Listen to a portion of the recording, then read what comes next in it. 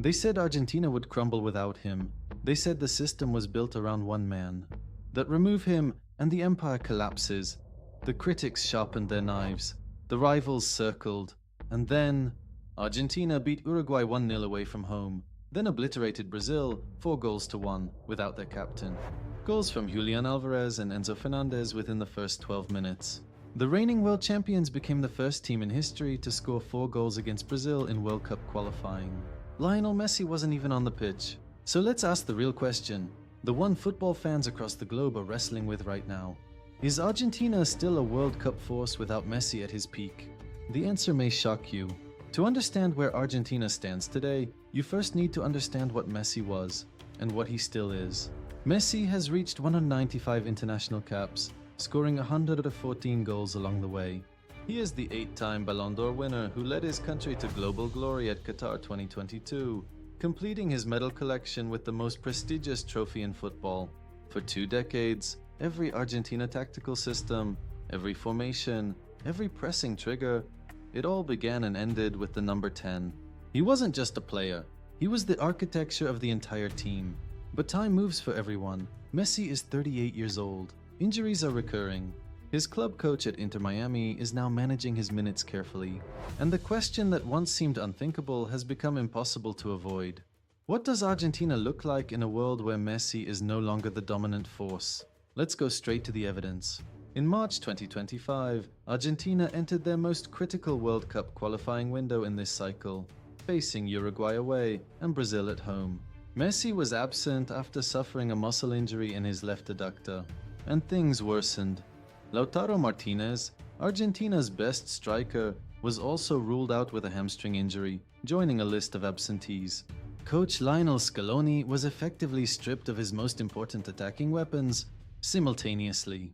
The verdict from pundits: Argentina were vulnerable, exposed. Scaloni would be lucky to survive both matches without damage. What actually happened was something entirely different. Argentina beat Uruguay away 1-0 in convincing fashion.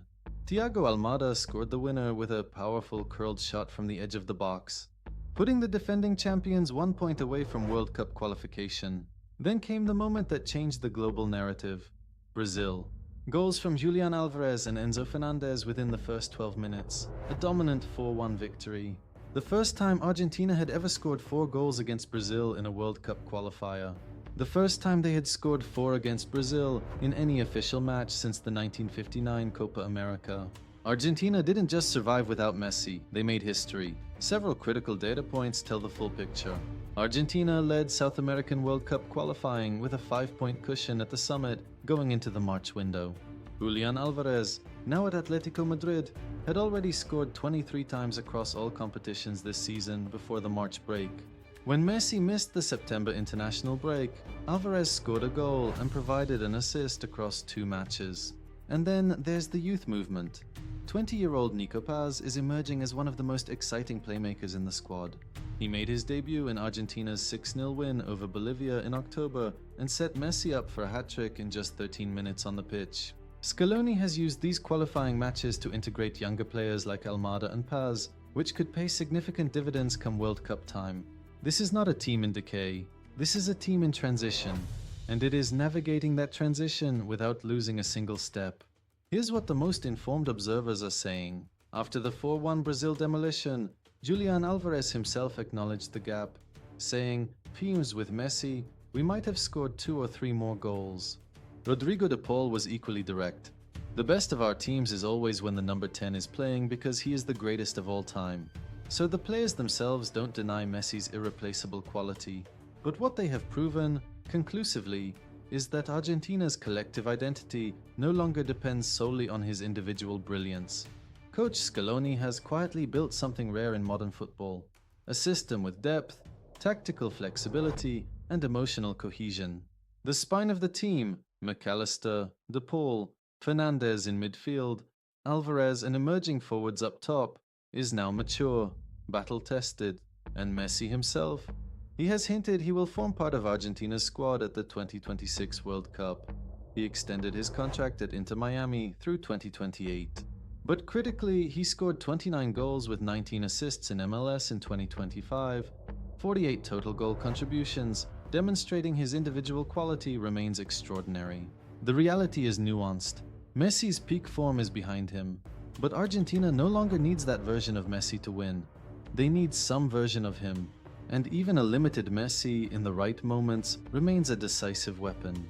The 2026 FIFA World Cup is being held across the United States, Mexico, and Canada, the biggest tournament in football history. Argentina arrives as the reigning world champion, already qualified, already battle-hardened. Scaloni's response to the Messi question has been deliberately calm. We must go one game at a time. He will decide whenever he wants. Let's not drive him crazy with this. This matters because Argentina's long-term World Cup viability was always framed around a single individual. The March 2025 results fundamentally shifted that narrative. The question is no longer does can Argentina survive without Messi? The question is now, how dangerous does Argentina become when Messi is available? That is a completely different and far more frightening problem for their opponents.